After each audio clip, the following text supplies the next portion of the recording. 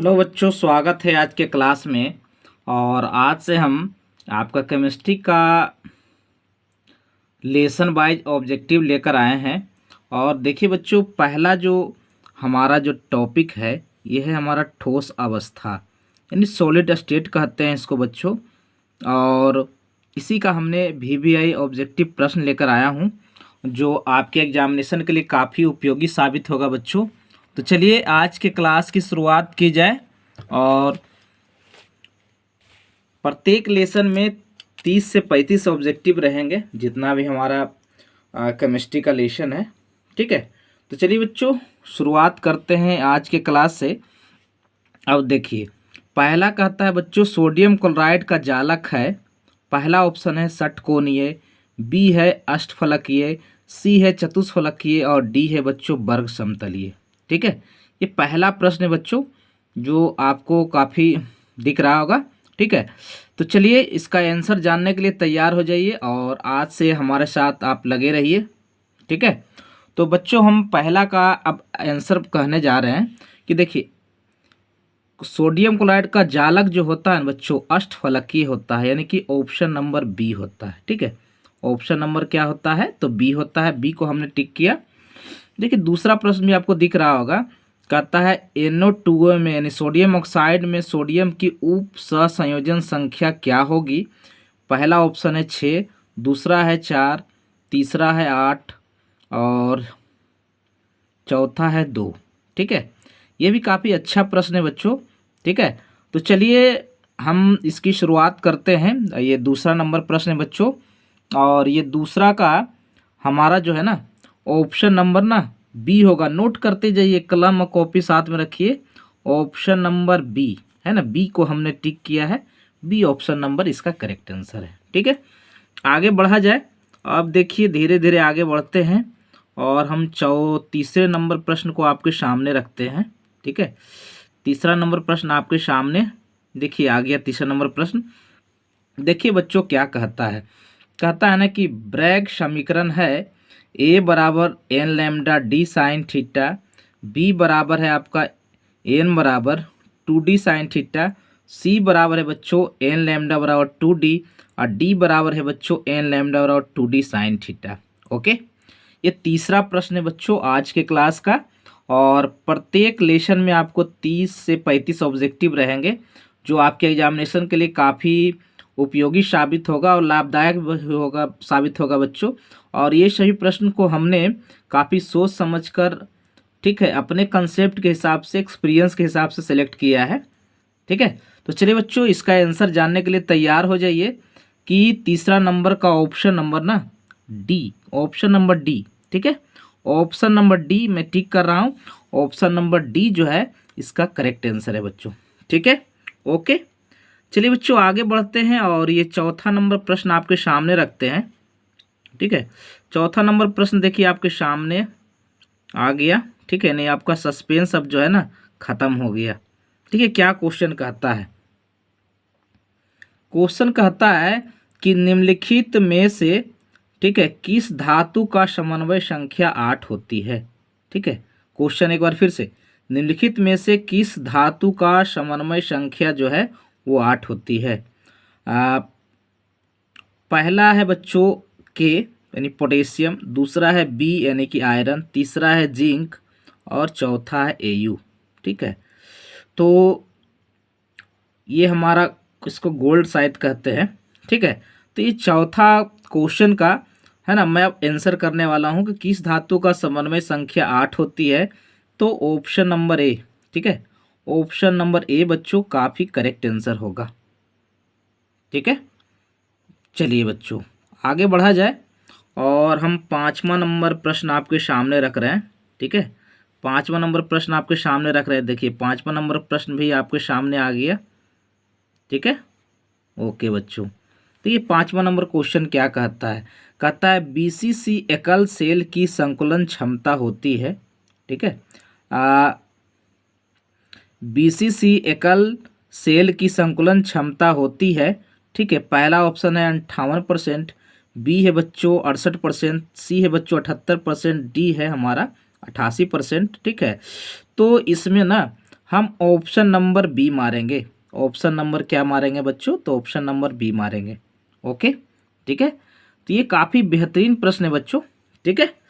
चलिए छठा नंबर प्रश्न आपके सामने रखते हैं कि छठा नंबर प्रश्न हम कि आपके सामने क्या है, ठीक है। देखिए छठा नंबर प्रश्न आपके सामने हम रख रहे हैं। देखिए ये भी काफ़ी अच्छा प्रश्न है बच्चों। देखिए कहता है C6H6 यानी बेंजीन कैसा पदार्थ है? ऑप्शन है अनुचुंबकीय, बी है लौह चुंबकीय, सी है प्रति चुंबकीय और आपका डी जो है बच्चों ये नन है, ठीक है। तो देखिए, तो डी आपका नन है, तो इसमें हम ऑप्शन नंबर ना बच्चों इसको जरूर आप नोट कीजिएगा, ऑप्शन नंबर सी मारते हैं कि बेंजीन जो है ना प्रति चुंबकीय है ना हमारा सब्सटेंस है।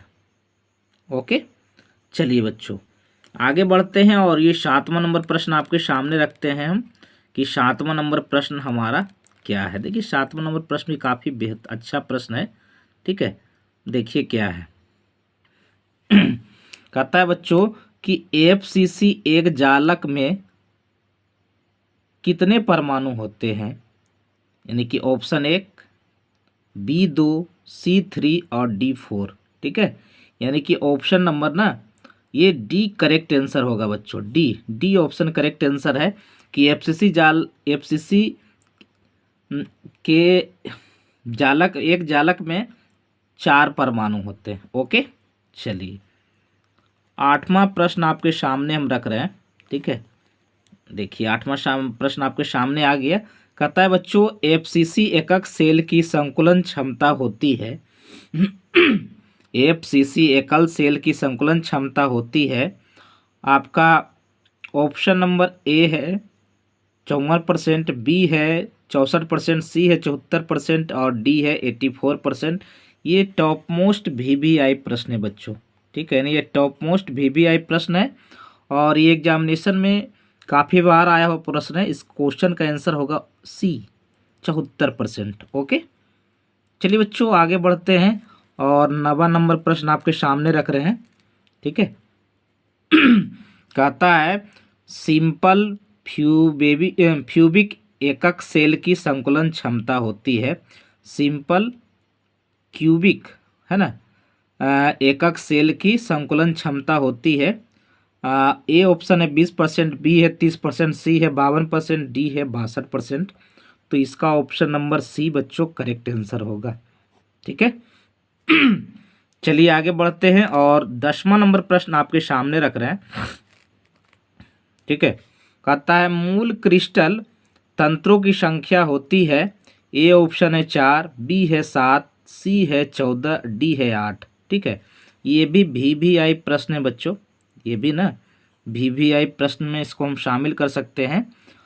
यानी कि मूल क्रिस्टल तंत्रों की संख्या जो होती है बच्चों 7 होती है। ओके, तो ये हमारा 7वां नंबर प्रश्न था बच्चों। अब हम बच्चों आगे बढ़ते हैं और थोड़ा क्लास को रोमांचक दौर में पहुंचाते हैं।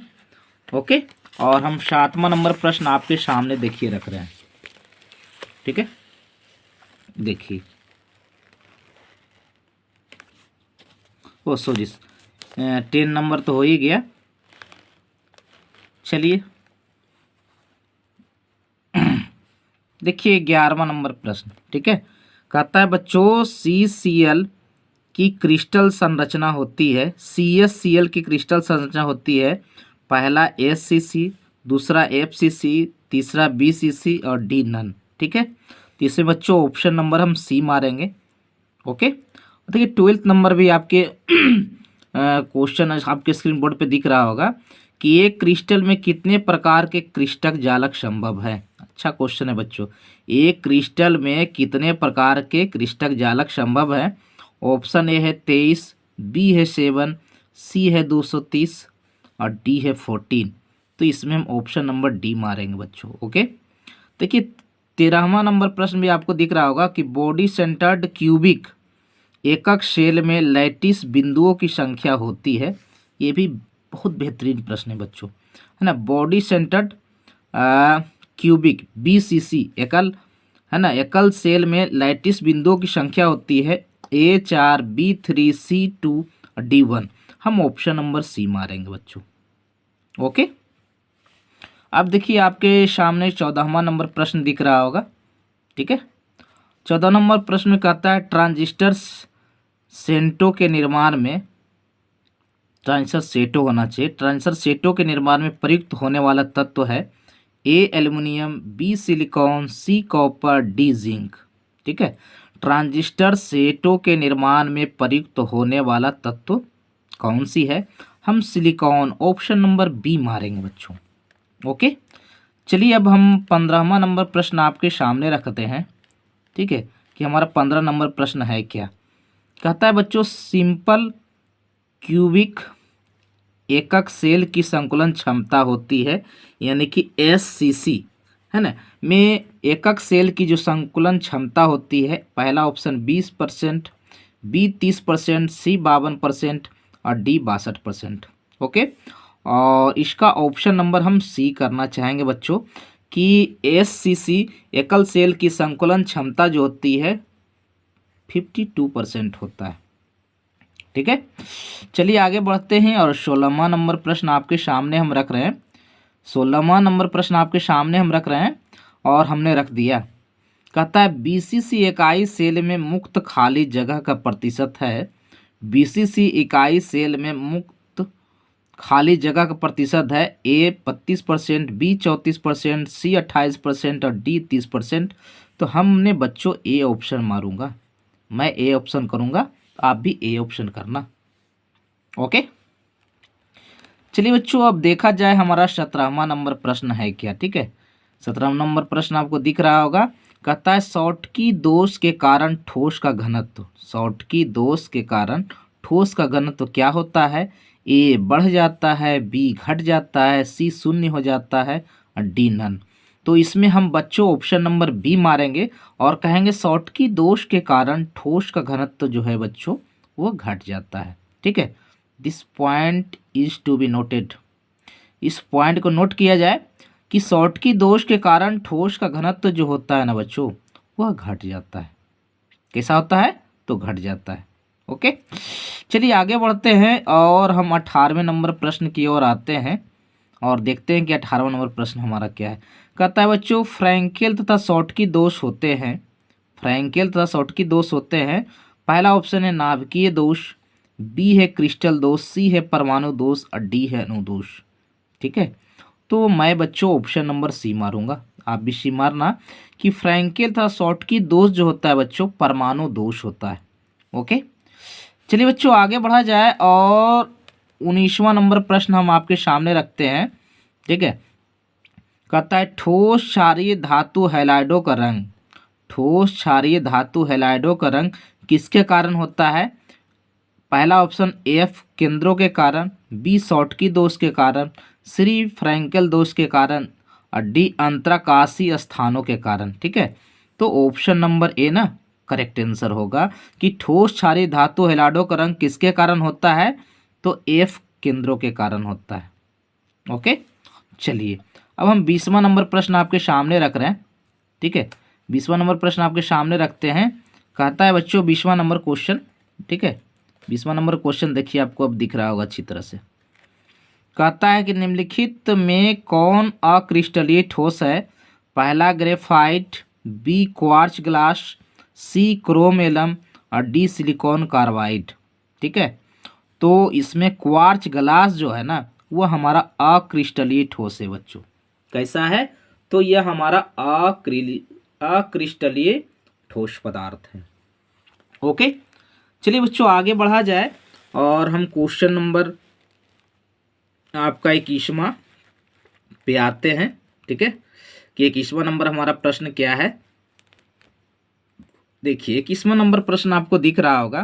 कहता है किस युगल में सर्वाधिक संकुलन क्षमता है? किस युगल में सर्वाधिक संकुलन क्षमता है? ए ऑप्शन HCP तथा BCC, बी ऑप्शन HCP तथा CCP, B C option BCC तथा CCP और डी है BCC तथा सरल घनीय कोष्ठिका। तो ऑप्शन नंबर बी ना करेक्ट आंसर होगा। ठीक है, चलिए आगे बढ़ा जाए और देखा जाए। अगला प्रश्न कहता है अपमिश्रण में किस प्रकार का दोष उत्पन्न होता है? प्रभ्रंश दोष, बी शॉटकी दोष, सी फ्रैंकेल दोष और डी इलेक्ट्रॉनीय ठोस। ठीक है, तो अपमिश्रण में इलेक्ट्रॉनीय ठोस होता है बच्चों, ऑप्शन नंबर डी। ठीक है, ऑप्शन नंबर डी जो है इसका करेक्ट आंसर है कि अपमिश्रण में हमारा जो है इलेक्ट्रॉनीय ठोस। चलिए आगे बढ़ते हैं और 23वां नंबर प्रश्न आपके सामने हम रख दिया हूं। ठीक है, क्या कहता है? कहता है NaCl के 58.5 ग्राम में एकक कोशिकाओं की संख्या लगभग होती है। पहला ऑप्शन है बच्चों 6 गुना 10 पे घात 20, बी है 3 गुना 10 पे घात 22, सी है 1.5 गुना 10 पे घात 23, डी है 0.5 गुना 10 पे घात 24। ठीक है, तो इसमें ना मैं ऑप्शन नंबर सी करता हूँ कि ऑप्शन नंबर सी ना करेक्ट आंसर होगा। ठीक है, यानी NaCl के 58.5 ग्राम में एकक कोशिकाओं की संख्या जो होती है 1.5 इंटू 10⁻23 होती है बच्चों। ठीक है बच्चों, चलिए आगे बढ़ा जाए और हम 24वां नंबर प्रश्न को देखते हैं कि हमारा 24वां नंबर प्रश्न है क्या। ठीक है, चलिए कहता है बच्चों किसी शुद्ध क्रिस्टल में जालक स्थल द्वारा अध्यासित नहीं हो सकता है, यानी खाली स्थान को भरना है। ठीक है, अणु, बी आयन, सी इलेक्ट्रॉन, डी परमाणु। ठीक है, यानी किसी शुद्ध क्रिस्टल में जालक स्थल, इसमें से 4 ऑप्शन में कौन इस खाली स्थान में भरा जाएगा? तो ऑप्शन नंबर सी इलेक्ट्रॉन। किसी शुद्ध क्रिस्टल में जालक स्थल इलेक्ट्रॉन द्वारा ठीक है अध्यापित नहीं हो सकता है। ठीक है, चलिए आगे बढ़ते हैं और ये हम 25वां नंबर प्रश्न को आपके सामने रखते हैं। कहता है बच्चों निम्नलिखित में कौन ऑक्साइड धातु की तरह विद्युतीय गुण दर्शाता है? SiO2, MgO, SO3 और DCrO2। ठीक है, तो देखिए हमारा ऑप्शन नंबर डी ना करेक्ट आंसर होगा। ओके, चलिए 26वां नंबर प्रश्न देखा जाए बच्चों। कहता है निम्नलिखित में से कौन सा जालक ठोस है? SO2, I2, हीरा, H2O। यानी आप समझ सकते हैं कि कौन होगा, तो सी ऑप्शन हीरा है ना। देखिए 27वां नंबर प्रश्न काफ़ी अच्छा प्रश्न हमें लग रहा है। कहता है फ्रैंकल दोष किसमें होता है? सोडियम क्लोराइड में, ग्रेफाइट में, सिल्वर ब्रोमाइड में और हीरा में। ठीक है, तो फ्रैंकल दोष ना बच्चों सिल्वर ब्रोमाइड यानी ऑप्शन नंबर सी में होता है। ठीक है, कि सिल्वर ब्रोमाइड में हमारा फ्रैंकल दोष होता है। ठीक है, चलिए आगे बढ़ते हैं और ये 28वां नंबर प्रश्न आपके सामने रख रहे हैं। क्या कहता है बच्चों की एवोगाड्रो संख्या है, तो सभी बच्चे जानते हैं किसके बराबर होगा? 6 गुने 6.022 10 पे घात 24, 6 गुना 022 10 पे घात 23, 6 गुना 022 10 पे घात -23, डी 11.2। तो ऑप्शन नंबर बी ना करेक्ट आंसर है। ठीक है, चलिए बच्चों आगे बढ़ा जाए और है ना ये प्रश्न हमारा जो है अब आपके सामने आ गया। देखिए क्या कहता है बच्चों कि क्षारीय धातु हैलाइडों के रंगीन होने के सामान्य कारण क्या है? बहुत ये हाईलाइटेड प्रश्न है बच्चों, बहुत अच्छा प्रश्न है ये। कहता है क्षारीय धातु हैलाइडों के रंगीन होने के सामान्य कारण क्या है? पहला ऑप्शन अंतराकाशीय स्थल, बी है एफ केंद्र, सी है शॉटकी दोष, डी है फ्रैंकल दोष। ठीक है, ये काफ़ी हाईलाइटेड प्रश्न है बच्चों, है ना, काफ़ी बेहतरीन प्रश्न है। तो इसका ऑप्शन नंबर ना बी होगा कि क्षारीय धातु हैलाइडों के रंगीन होने का जो केंद्र कारण है वह एफ केंद्र है। ओके, देखिए 30वां नंबर प्रश्न हमारा क्या कहता है? कहता है क्रिस्टक जालक में आयोडीन के अणु किसके द्वारा बंधे रहते हैं? इस खाली स्थान को भरना है।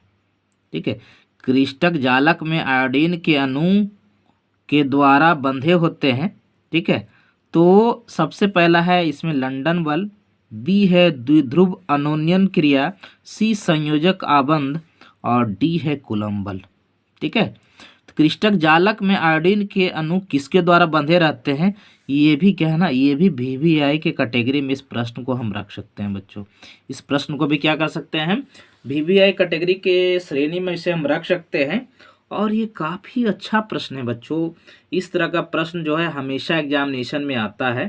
ठीक है, और देखिए इसका ऑप्शन नंबर ना मैं बताने वाला हूँ, ऑप्शन नंबर ए इसका करेक्ट आंसर है। ठीक है। और बच्चों, और मैं विशेष बातें करने वाला हूँ कि आप हमारे लर्निंग ऐप पर 2021 के लिए बच्चों आप 11 और 12th यानी 12th का कोर्स उपलब्ध है। हमारा साइंस पेपर से लेके आर्ट्स पेपर तक का कोर्स उपलब्ध है। उसको आप उसमें आप ज्वाइन कर सकते हैं। उसमें हमारे साथ पढ़ के आप काफ़ी अच्छे जगह पर पहुंच सकते हैं। हम ड्रीम क्लासेस के टीम में से एक होने के नाते, ठीक है, मैं ये कहना चाहता हूं कि हमारी टीम ने इस पर काफ़ी मेहनत किया है, ठीक है। और हर साल हम लोग काफ़ी मेहनत करते हैं और ताकि अपनी योग्यता को जो है आपके सामने हम समक्ष प्रस्तुत कर सके और जितना ज़्यादा से ज़्यादा बच्चे को हम अपना ज्ञान बांट सकें। और अभी क्या है ना बच्चों कि हमारा क्या है ना कि जैसे जैसे एग्जामिनेशन का हमारा दिन नज़दीक आते जाएगा, फ्रस्ट्रेशन दिमाग में बढ़ते जाता है। तो मुझे कहना है बच्चों कि आप जो है ना मुख्य फोकस जो है ऑब्जेक्टिव प्रश्न पर डालें, ठीक है। ऑब्जेक्टिव प्रश्न पर यदि ज़्यादा मुख्य फोकस डालेंगे तो आपको काफ़ी बेनिफिट दिखेगा, ये मार्केबल होता है। और उसके बाद शॉर्ट क्वेश्चन पर ध्यान देंगे, ठीक है। उसके बाद क्या करेंगे तो शॉर्ट क्वेश्चन, ठीक है। देखिए मैं कुछ लिखता हूँ जिसको आप ध्यान से आप देख सकते हो कि देखिए सबसे पहले ना आप क्या कर लो कि, ठीक है, सबसे पहले क्या करो, हमारे पास स्पेस काफ़ी है कि आप एनसीईआरटी बुक को आप फॉलो करो, ठीक है। एनसीईआरटी बुक को आप क्या कीजिए बच्चों, आप फॉलो कीजिए, ठीक है। चाहे आपका वो फिजिक्स का बुक हो, चाहे वो केमिस्ट्री का बुक हो, चाहे बच्चों वह बायो का बुक हो, ठीक है। तो ये सब, चाहे आपका मैथ का बुक हो, सब का है ना एनसीईआरटी बुक फॉलो करें।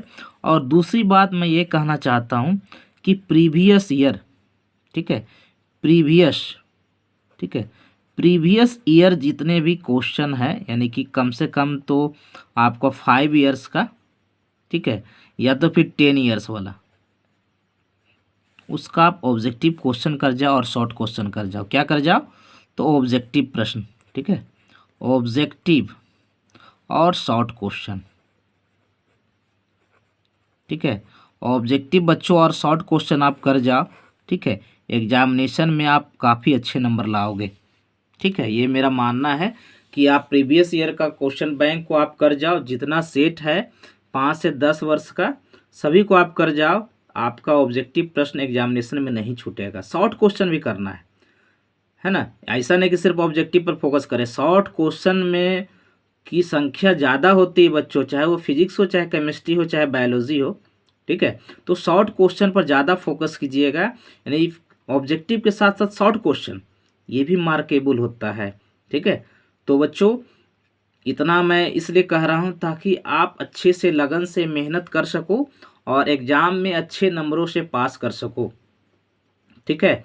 और विशेष मैं क्या कहूँ, ऐसे मुख्य मैंने जो बातें बोला है ना, उस पर ज़्यादा फॉलो करो कि एनसीईआरटी बुक प्लस ये previous year, NCERT book plus ये प्रीवियस ईयर क्वेश्चन, ठीक है। और प्रीवियस ईयर क्वेश्चन से ये ऑब्जेक्टिव क्वेश्चन और ये शॉर्ट क्वेश्चन, ये ऑब्जेक्टिव क्वेश्चन बच्चों और ये शॉर्ट क्वेश्चन सारा आप कर जाओ, ठीक है। सारा आप कर जाओगे तो इसका बेनिफिट आपको एग्जामिनेशन हॉल में मिलेगा, ठीक है। इसका बेनिफिट कहाँ मिलेगा बच्चों, तो एग्जामिनेशन हॉल में मिलेगा, ठीक है। तो बच्चों मिलते हैं हम अगले क्लास में, और अगले क्लास में बच्चों हम आपको लेसन 2 लेकर आएंगे और उसमें भी आपका एग्जामिनेशन के पॉइंट ऑफ दृष्टिकोण से काफ़ी बेहतरीन प्रश्न रहेगा और काफ़ी उम्दा प्रश्न रहेगा, ठीक है। और इसी तरह से हम आपके साथ आते रहेंगे, ठीक है। और विशेष क्या बोलूँ, मिलते हैं बच्चों। हेलो बच्चों, स्वागत है आज के क्लास में। और आज हम केमिस्ट्री का लेसन 2 का बिलियन चैप्टर से ऑब्जेक्टिव प्रश्न लेकर आए हैं। और ये भी प्रश्न बच्चों आपके एग्जामिनेशन में काफ़ी लाभदायक साबित होगा। तो चलिए बच्चों आज की क्लास की शुरुआत की जाए। और मैं इसी तरह से आपके साथ है ना केमिस्ट्री के जितने भी लेसन हैं लेसन वाइज ऑब्जेक्टिव क्वेश्चन लेकर आता रहूँगा। तो देखिए पहला प्रश्न काफ़ी रोचक क्वेश्चन है बच्चों। कहता है कि कैल्शियम नाइट्रेट का वान ऑफ गुणांक क्या होगा, यानी कितना है ना। तो ए ऑप्शन है बच्चों 1, बी है 2, सी है 3 और डी है 4। ठीक है, तो देखिए मैं इसका आंसर बताना चाहता हूँ कि कैल्शियम नाइट्रेट का वान ऑफ गुणांक जो होता है बच्चों ये 3 होता है। ये क्या होता है? 3 होता है।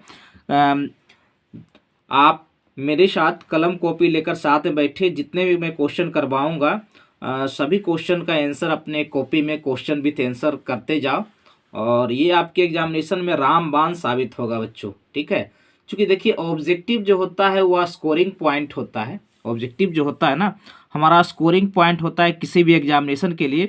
तो आप ऑब्जेक्टिव पर जितना ज़्यादा कमांड करोगे उतना आपके लिए बेहतर होगा।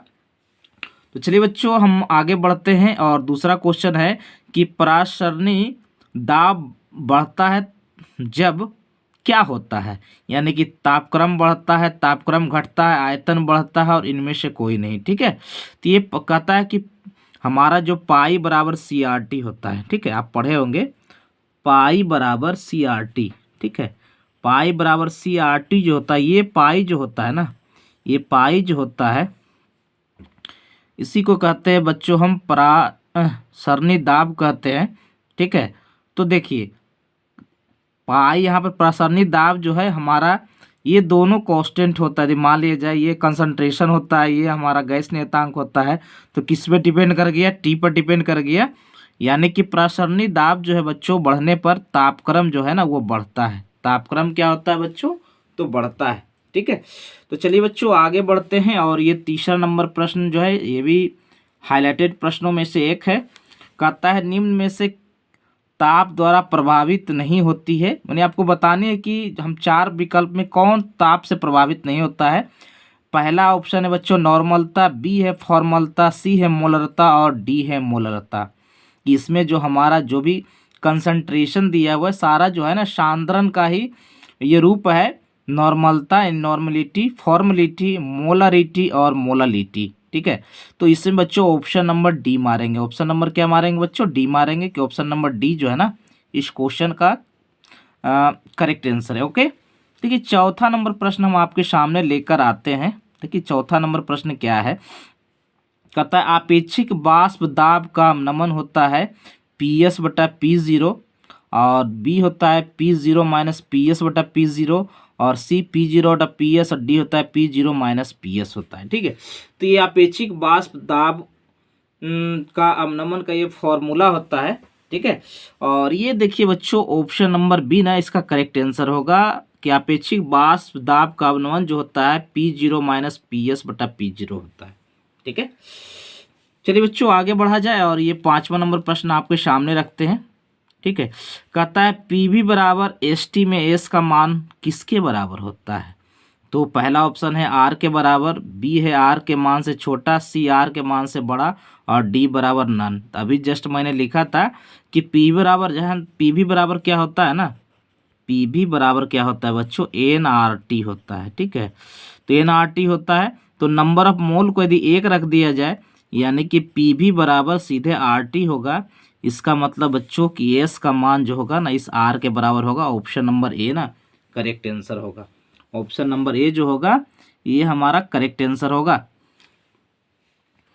चलिए बच्चों आगे बढ़ते हैं, और ये 6वें नंबर प्रश्न की ओर।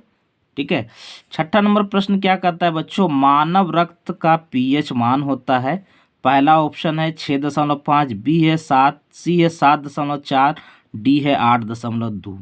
ये भी काफ़ी इसको वीवीआई के कैटेगरी में इसको आप इस प्रश्न को आप रख सकते हो। ठीक है, कि मानव रक्त का पीएच मान क्या होता है बच्चों?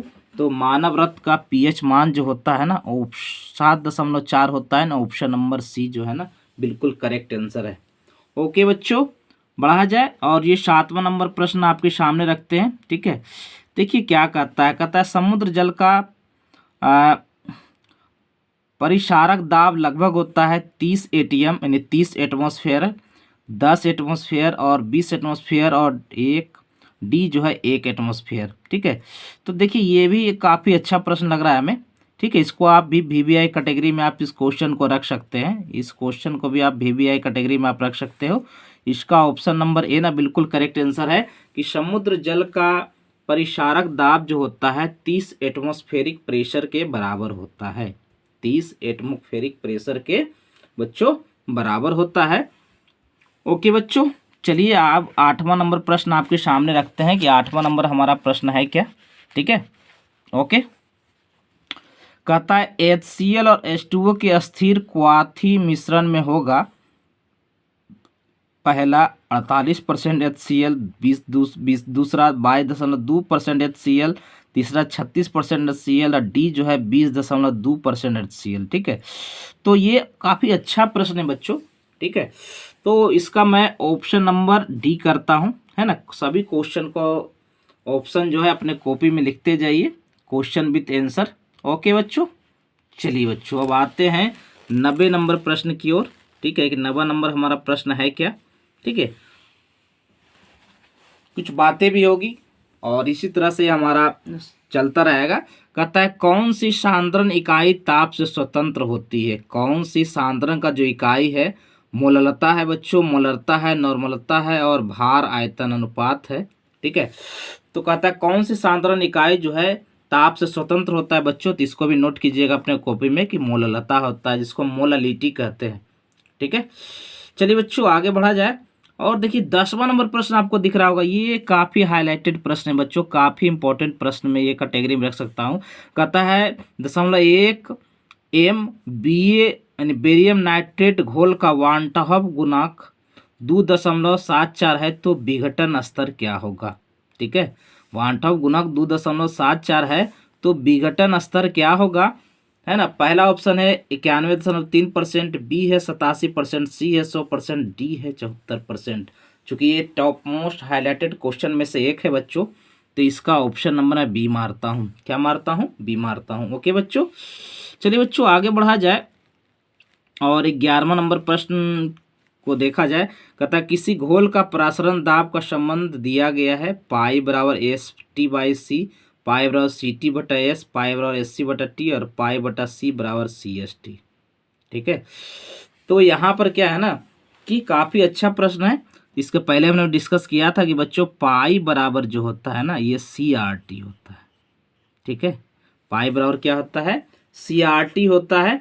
ठीक है, तो उसके हिसाब से ऑप्शन नंबर डी ना करेक्ट आंसर होगा। ओके, चलिए बच्चों आगे बढ़ते हैं और ये 12वां नंबर प्रश्न आपके सामने रख रहे हैं कि 12वां नंबर प्रश्न हमारा है क्या। कहता है बच्चों ना कि H3PO4 के 1 M बिलियन की नॉर्मलता क्या होगी। काफ़ी अच्छा प्रश्न है। कहता है H3PO4 के 1 M बिलियन की नॉर्मलता क्या होगी, 0.5 N, 1 N और 2 N और ये 3 N। ठीक है, ये भी काफ़ी बेहतरीन प्रश्न है बच्चों, इसे भी मैं VVI कैटेगरी में रख सकता हूँ। ठीक है, तो देखिए बच्चों इसका option number D correct answer होगा कि H3PO4 के 1 बिलियन की नॉर्मलता जी होगी जो बच्चों वो ये होगा हमारा 3N। ठीक है, आगे बढ़ा जाए। ओके बच्चों, और ये हम 13वां नंबर प्रश्न लेकर आते हैं आपके सामने। देखिए क्या कहता है। कहता है दो द्रवों का एक मिश्रण जो अस्थिर संगठन पर उबलता है कहलाता है। काफ़ी अच्छा प्रश्न ये भी है ना। इसमें मैं टिक कर रहा हूँ। ठीक है, जिस मैं प्रश्न को हाईलाइटेड करूँ उस प्रश्न काफ़ी इंपॉर्टेंट होगा बच्चों आपके एग्जामिनेशन के लिए। तो देखिए बच्चों कहता है इसको एजोट्रॉप कहते हैं। क्या कहते हैं बच्चों? एजोट्रॉप कहते हैं। ओके, चलिए देखिए 14वां नंबर प्रश्न क्या है, ये भी आपका काफ़ी हाईलाइटेड प्रश्न है में से एक है। कहता है निम्नलिखित में से कौन सा अनुसंख्यक गुण धर्म नहीं है, हिमांक अवनमन, क्वथनांक उन्नयन, प्रकाशिक सक्रियता और बाष्प दमन का सापेक्ष अवनति। पता होगा इसमें 90% बच्चे ऑप्शन नंबर सी मारेंगे। ठीक है, कि चूंकि देखिए ये है आपका हिमांक अवनमन, क्वथनांक उन्नयन और बाष्प दाब का सापेक्ष अवनमन, ये सभी अनुसंख्यक गुण धर्म है, जबकि प्रकाशिक सक्रियता जो है अनुसंख्यक गुण धर्म में हम इसे शामिल नहीं कर सकते हैं बच्चों। ठीक है, तो ये बच्चों हमारा काफ़ी अच्छा प्रश्न है। ठीक है, और चलिए आगे बढ़ते हैं और 15वां नंबर क्वेश्चन आपके सामने रखते हैं। ठीक है, देखिए 15 नंबर क्वेश्चन आपके सामने आया होगा। कहता है आदर्श विलयन में मिश्रित होने के कारण अवयवों के एथाल्पी परिवर्तन होता है 0, बी पॉजिटिव, नेगेटिव और नन, है ना। इसका ऑप्शन 0 मारेंगे, ठीक है। चलिए बच्चों आगे बढ़ते हैं और ये हम आपके सामने 16वां नंबर प्रश्न रख रहे हैं। कहता निम्न से कौन अनुसंख्यक गुण है? श्यानता, पृष्ठतनाव, तरलता और प्रासरण दाब। तो इसको आप क्या कर सकते हैं? ऑप्शन नंबर डी को आप मार सकते हो। ओके बच्चों, चलिए बच्चों आगे बढ़ते हैं और आपके सामने हम अब रखते हैं, ठीक है, आपके सामने रखने जा रहे हैं हम क्वेश्चन नंबर 17। कहता है बच्चों कि किसी बिलियन में विलय का मोल प्रभाज व्यक्त किया जाता है एक सॉलिड बराबर स्मॉल एन बटा small N plus capital N, B X solid बराबर कैपिटल एन बटा small N plus capital N, और सी एक्स सॉलिड बराबर एन बटा एन, और D none. Option number A correct answer होगा, ठीक है। अब आगे कहता है बच्चों, आपको क्वेश्चन नंबर 18 दिख ही रहा होगा। कहता है निम्नलिखित में से कौन राउल्ट नियम है? P बराबर P0x, बी P0 और PX, और P बराबर KH इंटू एक्स, और डी नन ऑफ दीज, ठीक है। तो ऑप्शन नंबर सी ना बिल्कुल करेक्ट आंसर है। ओके, देखिए क्वेश्चन नंबर 19 भी दिख ही रहा होगा, ठीक है।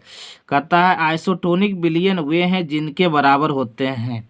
आइसोटोनिक विलयन में क्या बराबर होते हैं बच्चों? पारस्परिक, हिमांक, क्वथनांक और डी ऑल। इसका ऑप्शन नंबर ए है ना। इसको भी हम हाईलाइटेड क्वेश्चन में रख सकते हैं, इसको VVI कैटेगरी में इसको बच्चों हम रख सकते हैं। आप स्टार्टिंग से एंड तक बने रहिए हमारे साथ, और जो भी इंपॉर्टेंट क्वेश्चन में टिक लगाऊंगा, जो भी इंपॉर्टेंट क्वेश्चन आपको लगे, ठीक है, उसको आप एकदम बिल्कुल पॉइंट आउट कर जाओ, बिल्कुल रट्टा मार जाओ, ठीक है। देखो बच्चों, रट्टा मारने का कोई समय नहीं होता है, ठीक है। जब भी आप बैठो, जब दिल करे, जब इच्छा करे आप बैठो और क्वेश्चन को, है ना, एक आप कार्डबोर्ड ले लो, है ना, उस क्वेश्चन और आंसर को कार्डबोर्ड पर लिखो, ठीक है। उसके बाद क्वेश्चन आंसर लिखते जाओ, मिटाते जाओ, लिखते जाओ, मिटाते जाओ, ठीक है ना। यानी कि जब लिखोगे तो ज़्यादा कारगर होगा। ओके, चलिए बच्चों आगे बढ़ते हैं और ये हम 20वां नंबर प्रश्न आपके सामने रख रहे हैं। 20वां नंबर प्रश्न आपके सामने रखते हैं। देखिए क्या कहता है बच्चों। कहता है ग्लूकोज, ठीक है, ग्लूकोज के जलीय विलयन की शक्ति 10% है, तो इसके 1 ग्राम मोल कितने आयन में घुले हुए हैं? काफ़ी अच्छा प्रश्न है बच्चों। कहता है ग्लूकोज के जलीय विलयन की शक्ति 10% है, तो इसके 1 ग्राम मोल कितने आयन में घुले हुए हैं? ऑप्शन है 18 लीटर, बी 9 लीटर, सी 0.9 लीटर, और डी 1.8 लीटर। ये भी ना टॉप मोस्ट VVI प्रश्नों में से एक है बच्चों, ठीक है। तो इसका आंसर है ऑप्शन नंबर डी है। क्या है बच्चों? ऑप्शन नंबर डी है। ओके, आगे बढ़ते हैं बच्चों और 21वां नंबर प्रश्न आपके सामने रखते हैं। कहता है कि कौन ताप द्वारा प्रभावित नहीं होता है? सामान्यता, मोलरता और फॉर्मलता। तो मोललता जिसको मोललिटी कहते हैं, जिसको क्या कहते हैं? मोलालिटी बोलते हैं इंग्लिश में, ठीक है। मोलालिटी इसको बोलते हैं बच्चों, ठीक है। कि ये मोलालिटी जो है ना ताप पर डिपेंड नहीं करता है। ओके, आगे बढ़ते हैं और ये 22वां नंबर प्रश्न है ना, ये भी काफ़ी टॉप मोस्ट VVI क्वेश्चन में से। कहता है मोललता यानी कि मोलालिटी प्रदर्शित होती है ग्राम पर लीटर, लीटर पर मोल, मोल पर लीटर, मोल पर किलोग्राम। तो ऑप्शन नंबर डी मारेंगे ऑप्शन बच्चों, ठीक है। चूँकि इसका फॉर्मूला होता है number of mole of solid बटा वेट ऑफ सॉल्वेंट, और इनटू होता है 1000 होता है। ओके बच्चों, आगे बढ़ते हैं और देखिए ये क्वेश्चन बार बार पूछा गया प्रश्न बच्चों कि विद्युत अपघटय का उदाहरण है चीनी, सोडियम एसीटेट, यूरिया और डी। तो किस में मारना है बच्चों? तो सोडियम एसीटेट। विद्युत अपघटय का उदाहरण जो है सोडियम एसीटेट है बच्चों, ठीक है। आगे बढ़ते हैं बच्चों और 24वां नंबर प्रश्न आपके सामने रखते हैं। देखिए क्या है। कहता है विलयन में संगुणित होने वाले विलय के लिए वान हॉफ गुणक होता है। ये भी काफ़ी VVI प्रश्न है बच्चों। कि बिलियन में संगुणित होने वाले विलेय के लिए वन टॉप गुणक होता है 0, 1 से अधिक, 1 से कम और 1 के बराबर होता है। इसका ऑप्शन नंबर सी ना बिल्कुल करेक्ट आंसर है। बिल्कुल करेक्ट आंसर है बच्चों कि इसका ऑप्शन नंबर ए जो है ना बिल्कुल करेक्ट आंसर है कि बिलियन में संगुणित होने वाले विलेय के लिए वन टॉप गुणक होता है तो बच्चों 1 से कम होता है। क्या होता है बच्चों? तो 1 से कम होता है। ओके बच्चों, आगे बढ़ा जाए और ये 25वां नंबर प्रश्न हम आपके सामने रख रहे हैं। देखिए 25वां नंबर प्रश्न आ गया आपके सामने, आ गया ना। चलिए, कहता है वितरण कानून किसने दिया? ओस्टवाल्ड, नर्स्ट, हेनरी और बाल्टहोफ। ये भी काफ़ी बेहतरीन प्रश्न है बच्चों कि वितरण कानून जो है हमारा नर्स्ट है ना। देखिए ये क्वेश्चन देखिए काफ़ी लाजवाब क्वेश्चन है और इस तरह का प्रश्न अक्सर पूछता है। हो सकता है दे दे क्वेश्चन टेम्परेचर चेंज कर दे, बाकी सब कुछ वही रह सकता है। तथा 27 डिग्री सेल्सियस पर 1 बिलियन का प्रासरण दाब है 2.46 एटमोसफेयर, 24.68 एटमोसफेयर, 1.21 एटमोसफेयर और 12.1। तो इस क्वेश्चन से आप बना सकते हो पाई बराबर CRT। पाई बराबर CRT से इस फॉर्मूला से आप क्वेश्चन को बना सकते हैं बच्चों। ठीक है, इस फॉर्मूला से क्वेश्चन को आप क्या कर सकते हो? बना सकते हो कि पाई बराबर CRT से बनेगा ये क्वेश्चन। और ये आपके एग्जामिनेशन के लिए काफ़ी अच्छा बिलियन चैप्टर है बच्चों। इस तरह से भी ऑब्जेक्टिव बहुत संख्या में आता है तो क्वेश्चन, किसी भी क्वेश्चन को आप नज़रअंदाज नहीं कर सकते हो। ठीक है, क्योंकि सभी को ऑब्जेक्टिव क्वेश्चन है बच्चों। बिल्कुल हमारा कोई भी जैसे आपका फिजिक्स हो, केमिस्ट्री हो, बायोलॉजी हो, मैथ हो, तो ऑब्जेक्टिव क्वेश्चन जो है ना उसके कंसेप्ट पर आधारित होता है। यदि आपका ऑब्जेक्टिव अच्छा कब होगा? जब किसी भी चैप्टर का थ्योरी आपका अच्छा होगा। ठीक है, तो अभी आप NCERT बुक फॉलो करो। फिलहाल तो यही आपका मैं कामना करता हूँ कि NCERT से क्वेश्चन सारी एग्जामिनेशन में आए। और सरकार के द्वारा भी इस बार कहा गया है कि NCERT प्रश्न काफ़ी इम्पोर्टेंट साबित होगा आपके एग्जामिनेशन के लिए। तो बच्चों हम कहाँ थे? अब आगे बढ़ते हैं। 27वें नंबर प्रश्न में कहता है ऑर्थोफॉस्फोरिक अम्ल विलयन की मूलता 3m है तो इसकी नॉर्मलता होगी। ऑर्थोफॉस्फोरिक अम्ल 9n, 3n, 3n, 3n और 3n और ये है 1n। इसका ऑप्शन एक करेक्ट आंसर होगा। अच्छा क्वेश्चन लग रहा था हमको।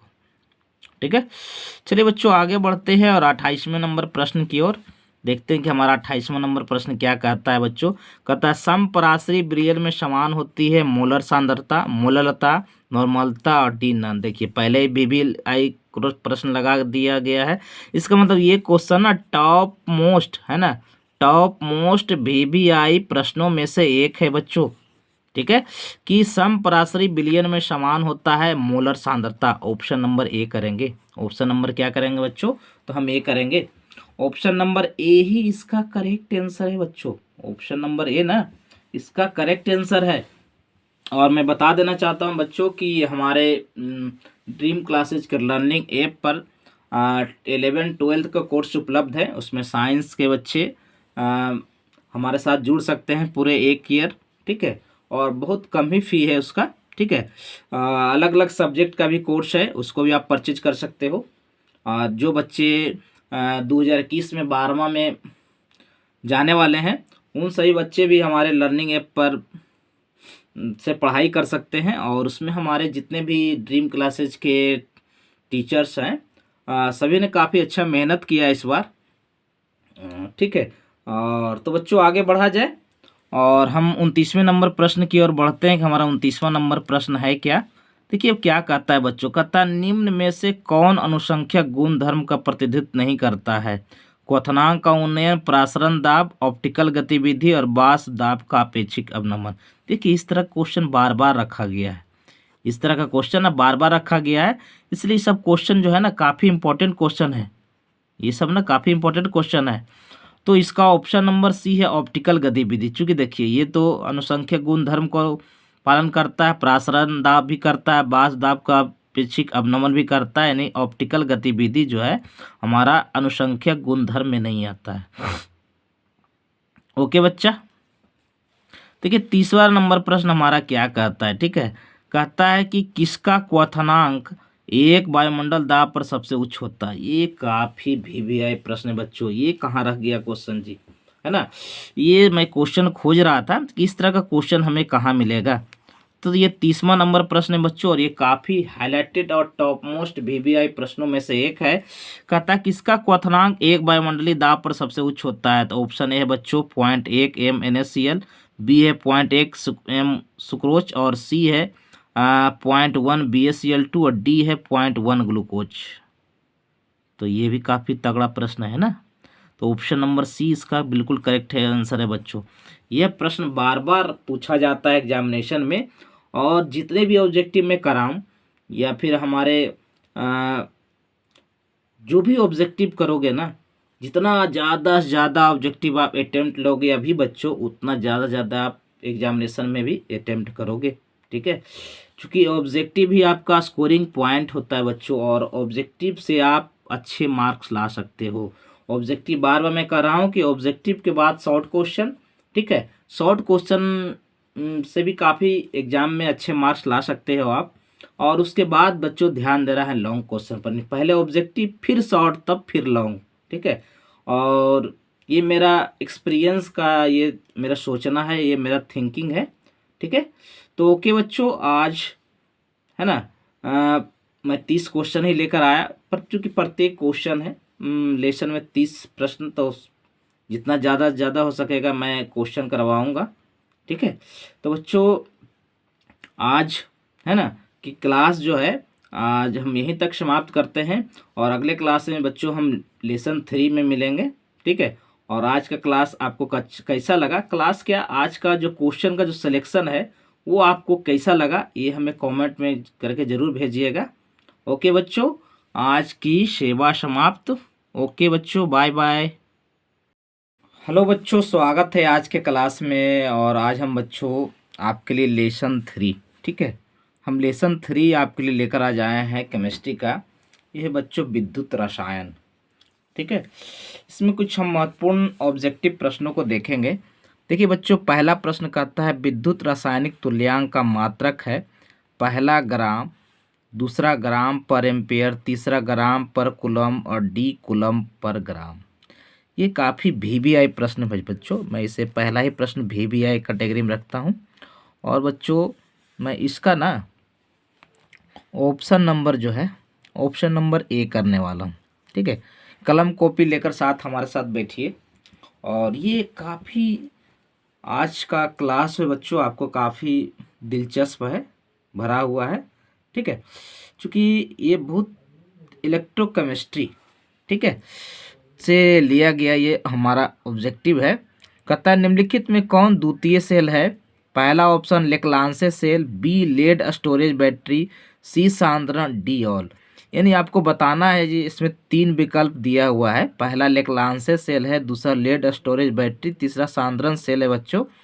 तो देखिए इसमें आपको बतानी है कि हमारा सेकेंडरी सेल कौन सा है। तो ऑप्शन नंबर बी बच्चों, ऑप्शन नंबर बी ना, ऑप्शन नंबर बी जो है करेक्ट है। चलिए बच्चों आगे बढ़ा जाए, और हम अगले प्रश्न की ओर बढ़ते हैं। और ये तीसरा प्रश्न आपके स्क्रीन बोर्ड पर दिख रहा होगा। कहता है विशिष्ट प्रतिरोध की इकाई है ओम इनवर्स, बी है ओम इनवर्स सेंटीमीटर इनवर्स, और तीसरा है ओम सेंटीमीटर, और डी जो है ओम सेंटीमीटर इनवर्स। ये बच्चों ना ये आपका वीवीआई प्रश्न साबित हो सकता है आपके एग्जामिनेशन के लिए। ठीक है, चलिए बच्चों मैं इसका आंसर बता दूं, ऑप्शन नंबर बी ना, ऑप्शन नंबर बी इसका करेक्ट आंसर होगा कि विशिष्ट प्रतिरोध की इकाई जो होती है ओम इनवर्स सेंटीमीटर इनवर्स होता है बच्चों। ठीक है, चलिए बच्चों अगला प्रश्न आपको दिखाई दे रहा होगा, चौथा नंबर प्रश्न है ये, आपके स्क्रीन बोर्ड पे दिख रहा होगा। ठीक है, देखिए क्या कहता है। कहता है बच्चों कि 1 फैराडे होता है किसके बराबर 69500 कूलम, सी 96500 कूलम, और सी जो है 96500 कूलम पर लगभग, है ना। डी ये आपका काफ़ी बेहतरीन प्रश्न है बच्चों। ठीक है, तो इसका मैं ऑप्शन नंबर सी करने वाला हूँ। ऑप्शन नंबर क्या करने वाला हूँ, सी करने वाला हूँ। ठीक है। आप मेरे साथ कलम कॉपी लेकर बैठिए और सभी प्रश्नों का उत्तर लिख डालिए, और ये सही प्रश्न बच्चों आपके एग्जामिनेशन के लिए काफ़ी लाभदायक साबित होगा। ठीक है, तो चलिए बच्चों आगे बढ़ा जाए और 5वां नंबर प्रश्न आपके सामने हम रखते हैं। देखिए 5वां नंबर प्रश्न क्या कहता है, कहता है जलीय घोल में हाइड्रोजन इनमें से किसे अपकृत नहीं करेगा, Fe+3, Cu+2, Zn+2 और Ag+3। अच्छा सवाल है बच्चों ये। कहता है कि जलीय घोल में हाइड्रोजन इनमें से किसे अपकृत नहीं करेगा। ऑप्शन ए है Fe+3, बी है Cu+2, सी है Zn+2, डी है Ag+ बच्चों। ठीक है, काफ़ी बेहतरीन प्रश्न है ये बच्चों, और ये इसे मैं VVI कैटेगरी में शामिल रखना चाहता हूँ। चलिए बच्चों इसका आंसर लिख लिया जाए कि जलीय घोल में हाइड्रोजन Fe+3 को अपकृत नहीं करेगा, नहीं रिड्यूस्ड नहीं करेगा। ठीक है, चलिए बच्चों आगे बढ़ा जाए और 6ठा नंबर प्रश्न बहुत बार बार आया हुआ प्रश्न है ये हमारे एग्जामिनेशन में। क्या कहता है देखिए 6ठा नंबर प्रश्न। 6ठा नंबर प्रश्न देखिए कहता है बच्चों कि इलेक्ट्रॉन पर आवेश होता है 4.10 कूलम, -1.6 × 10⁻19 कूलम, 4.8 × 10 AMU, और डी है बच्चों 1.5 × 10⁻11 AMU। तो इसे लगभग 90% बच्चे इसका आंसर जानते होंगे कि इलेक्ट्रॉन पर तो आवेश ऋणात्मक आवेश होता है, और वो होता है 1.6 × 10⁻19 कूलम। ऑप्शन नंबर बी इसका करेक्ट आंसर। चलिए बच्चों आगे बढ़ा जाए और 7वां नंबर प्रश्न हम आपके सामने रख रहे हैं। ठीक है, 7वां नंबर प्रश्न आपके सामने रख रहे हैं, आपको दिख रहा होगा 7वां नंबर प्रश्न।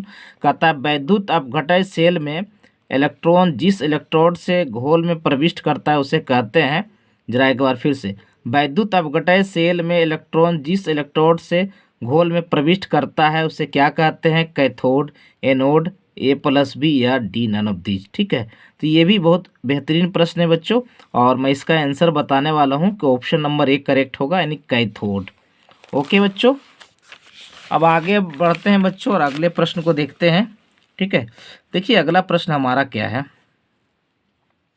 देखिए अगला प्रश्न आपको दिख रहा होगा कि कहता है, देखिए क्या कहता है, फैराडे का प्रथम नियम है E = mc², बी है M = ECT, और C = hν, और डी PV = nRT। ठीक है, यानी ये भी VVI कैटेगरी में शामिल इसको कर सकते हैं इस प्रश्न को, क्योंकि ये फैराडे का प्रथम नियम जो ऑप्शन नंबर बी देता है बच्चों। ठीक है, मैंने ऑप्शन नंबर बी मारा है, आप भी इसको नोट कर लो।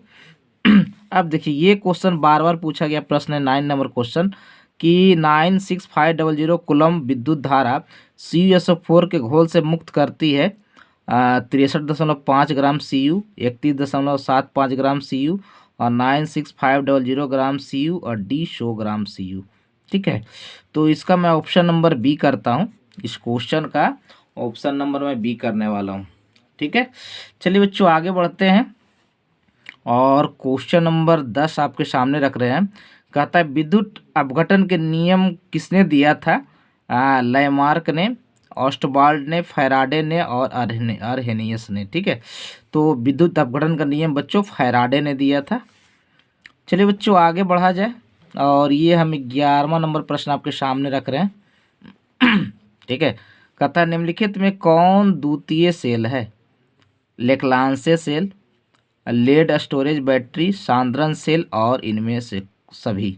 ठीक है, तो द्वितीयक सेल जो बैटरी है, सेकेंडरी सेल जो होता है बच्चों लेड स्टोरेज होता है। ठीक है, चलिए बच्चों आगे बढ़ते हैं और 12वां नंबर प्रश्न आपके सामने रखते हैं। कहता है कि निम्नलिखित में से प्रबल ऑक्सीकारक है, पहला ऑप्शन Br2, बी है I2, सी है Cl2, डी है F2।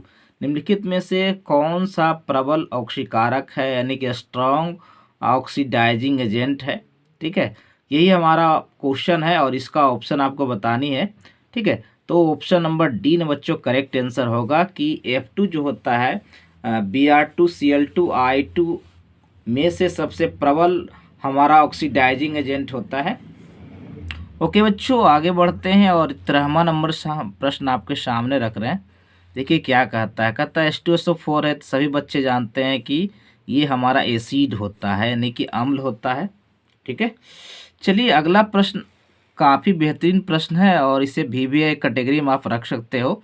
कहता है प्रवाहकत्व की इकाई क्या है?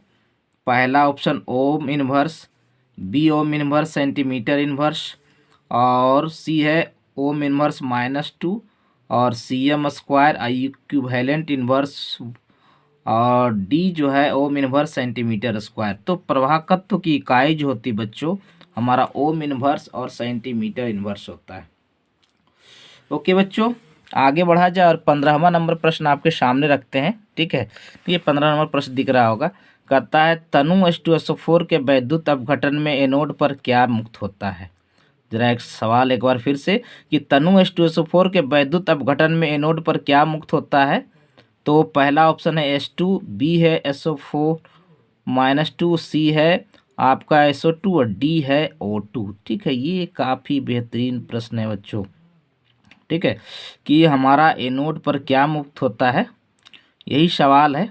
ठीक है, कि तनु H2SO4 को जब वैद्युत अपघटन करते हैं तो इसमें क्या मुक्त होता है। काफ़ी अच्छा सवाल है ये बच्चों, और जो भी प्रश्न है ना काफ़ी बेहतरीन प्रश्न है, अब मैं इसे लेकर आया हूँ। ठीक है, चलिए बच्चों आगे बढ़ा जाए, अभी इसका आंसर बताना बाकी है। ठीक है ना, चलिए मैं इसका आंसर बताने वाला हूँ। ठीक है, चलिए बच्चों काफ़ी रोचक क्वेश्चन है ये हमारा, ये आज के क्लास का ये 15वां नंबर प्रश्न है। ठीक है, तो देखिए 15 नंबर प्रश्न का आंसर क्या होना चाहिए? ऑप्शन नंबर संभवतः डी होना चाहिए। ठीक है, इसमें कन्फ्यूजन हो रहा है, फिर भी आप अपने तरीक़ा से इसे मिला लीजिएगा। ओके बच्चों, अब हम 16वां नंबर प्रश्न आपके सामने रख रहे हैं। ठीक है, ये 16वां नंबर प्रश्न क्या कहता है? ठीक है, देखिए 16वां नंबर प्रश्न क्या कहता है, जरा इसको देखा जाए। ठीक है, अब देखिए क्लियर दिख रहा होगा। कहता है वैद्युत अपघटय सेल में इलेक्ट्रॉन जिस इलेक्ट्रोड से घोल में प्रविष्ट करता है उसे क्या कहते हैं? वैद्युत अपघटय सेल में इलेक्ट्रॉन जिस इलेक्ट्रोड से घोल में प्रविष्ट करता है उसे क्या कहते हैं बच्चों?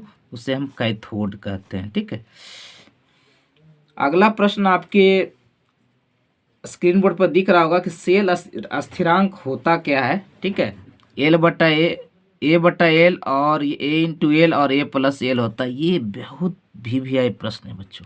ठीक है, कि सेल स्थिरांक जो होता है बच्चों L/A होता है। क्या होता है? L/A होता है। ठीक है, देखिए 18वां नंबर प्रश्न आपके सामने नजर आ रहा हो। कहता है इस किसका ऑक्सीकरण विभव सबसे अधिक होता है? पहला ऑप्शन Zn, बी Cu, सी Ag और डी Mg है बच्चों। ठीक है, तो इस यहाँ पर क्या है कि ऑक्सीकरण विभव सबसे अधिक किसका होता है बच्चों? तो Mg का होता है। ठीक है, आगे बढ़ा जाए बच्चों और 19वां नंबर प्रश्न हम आपके सामने रख रहे हैं।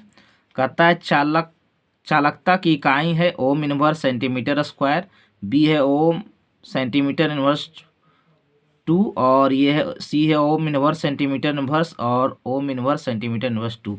तो बच्चों चालकता की इकाई जो है ना ऑप्शन नंबर सी होगा। ठीक है बच्चों, आगे बढ़ा जाए और ये 20वां नंबर आपके सामने रख रहे हैं। कहता है प्रामाणिक विभव प्रवणता को मापते हैं इलेक्ट्रोमीटर, है ना, वोल्ट मीटर, पायरोमीटर और गैल्वेनोमीटर। ठीक है, तो इसका आंसर ये हो जाएगा बच्चों वोल्ट मीटर होगा। ठीक है, अब देखिए प्रश्न थोड़ा सा, और ये क्वेश्चन काफ़ी लाजवाब प्रश्न है। कहता है एक फैराडे विद्युत धारा प्रवाहित करने पर प्राप्त मात्रा किसके बराबर होती है? 1 ग्राम समतुल्य, 1 ग्राम घोल, विद्युत रासायनिक तुल्यांक और आधा ग्राम समतुल्यांक। ठीक है, तो ये क्वेश्चन भी VVI कैटेगरी में क्वेश्चन को रखने लायक ही प्रश्न है बच्चों। ठीक है, आप स्टार्ट से इन तक आज के क्लास को करना ना भूलें, क्योंकि आज भी हमने इलेक्ट्रोकेमिस्ट्री से क्वेश्चन लेकर आए हैं आपके लिए। और इलेक्ट्रोकेमिस्ट्री बच्चों एग्जाम के पॉइंट ऑफ दृष्टिकोण से काफ़ी महत्वपूर्ण रखता है। तब मैं इसका आंसर बोलने वाला बच्चों कि 1 फैराडे विद्युत धारा प्रवाहित करने पर प्राप्त मात्रा जो होती है बच्चों 1 ग्राम समतुल्य के बराबर होता है। ओके बच्चों, आगे बढ़ा जाए और 22वां नंबर आपको सामने आपको प्रश्न रख रहे हैं कि हमारा 22वां नंबर प्रश्न है क्या? कहता है बच्चों कॉपर को 1 बिलियन से वापस पाने के लिए किस धातु का उपयोग करते हैं? पहला ऑप्शन है Fe, दूसरा है He और तीसरा है Na और डी है Ag। ठीक है, तो जरा क्वेश्चन एक बार फिर से, कॉपर को 1 बिलियन से वापस पाने के लिए किस धातु का प्रयोग करते हैं? तो Fe का प्रयोग करते हैं बच्चों। ठीक है, चलिए आगे बढ़ा जाए और 23वां नंबर प्रश्न रखते हैं। कहता है आयनिक गतिशीलता की इकाई होती है metre, M square, S inverse, भी इनवर्स, बी बराबर मीटर सेकेंड इनवर्स, और सी है मीटर सेकेंड इनवर्स बी, और डी है मीटर सेकेंड इनवर्स भी इनवर्स। तो इसका ऑप्शन बच्चों ऑप्शन नंबर बी ना करेक्ट आंसर होगा। चलिए बच्चों आगे बढ़ते हैं और ये 24वां नंबर सवाल आपके सामने हम रख रहे हैं। देखिए क्या कहता है, तो निम्नलिखित में एक आयनिक यौगिक है, कौन सा बताने? एल्कोहल, हाइड्रोजन क्लोराइड, शक्कर और सोडियम नाइट्रेट।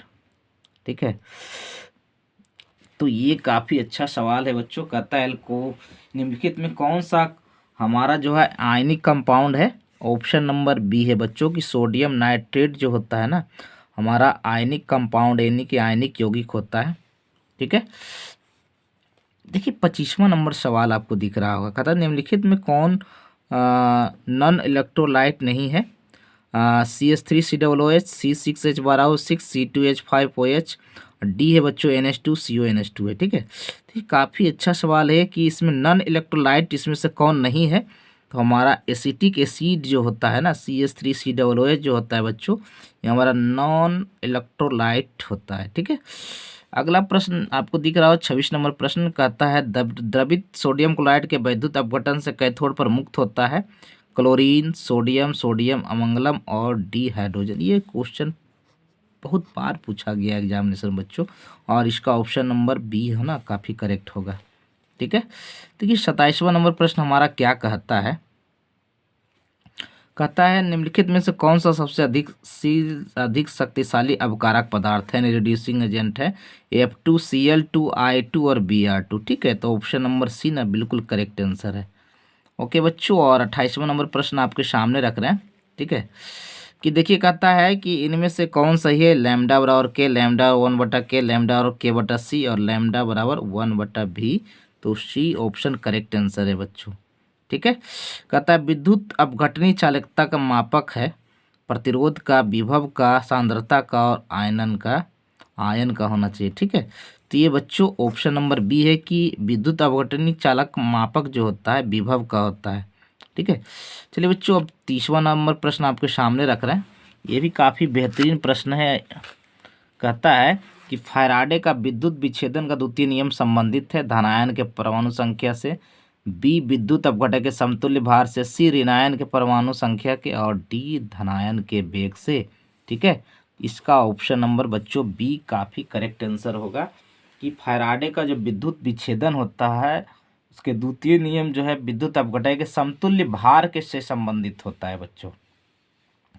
तो बच्चों आज की क्लास में हमने 30 ऑब्जेक्टिव प्रश्नों को देखा, और ये सभी वस्तुनिष्ठ प्रश्न जो है आपके एग्जामिनेशन के लिए काफ़ी बेहतरीन है, और हमने काफ़ी सोच समझकर इस बार हमने जो सीरीज चलाया है वो है बच्चों आपका लेसन वाइज ऑब्जेक्टिव प्रश्न, और प्रत्येक लेसन में कम से कम 28 से 30 ऑब्जेक्टिव होंगे।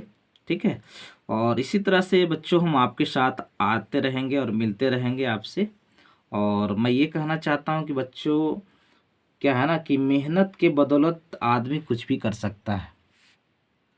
ठीक है, जब तक आप मेहनत नहीं करोगे, और मैं आखिर में हमेशा कहता हूँ बच्चों कि NCERT बुक को ज़रूर आप फॉलो करें, चाहे आपका फिजिक्स हो, चाहे केमिस्ट्री हो, चाहे आपका बायोलॉजी हो, चाहे मैथ हो। ठीक है, और सबसे प्राथमिकता ज़्यादा देनी होगी आपको वस्तुनिष्ठ प्रश्न पर बच्चों, ऑब्जेक्टिव प्रश्न पर, उसके बाद शॉर्ट प्रश्न। ठीक है, शॉर्ट क्वेश्चन को भी कर जाइए, कम से कम आपको 150 से 200 शॉर्ट क्वेश्चन और 300 ऑब्जेक्टिव। ठीक है, क्या है बच्चों कि आप कम से कम 300 ऑब्जेक्टिव कर जाओ, वस्तुनिष्ठ प्रश्न ऑब्जेक्टिव। ठीक है, कम से कम 150 बच्चों शॉर्ट क्वेश्चन।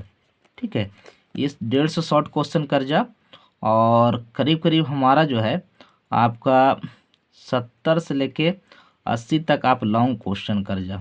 ठीक है, तो आपको एग्जामिनेशन में अच्छे मार्क्स आने वाले हैं, और संभवतः आप 9% से अबव नंबर ला पाओगे। ठीक है, ये मेरा मानना है बच्चों। तो इस बार फोकस जो हमारा है वस्तुनिष्ठ प्रश्न के साथ साथ शॉर्ट क्वेश्चन पर भी है और शॉर्ट क्वेश्चन के साथ साथ हमारा लॉन्ग क्वेश्चन पर भी है। तो ओके बच्चों, आज का क्लास मैं यहीं तक रहने देता हूँ और बच्चों मिलते हैं अगले क्लास में हम लेसन नंबर 4 के ऑब्जेक्टिव के साथ। ओके बच्चों।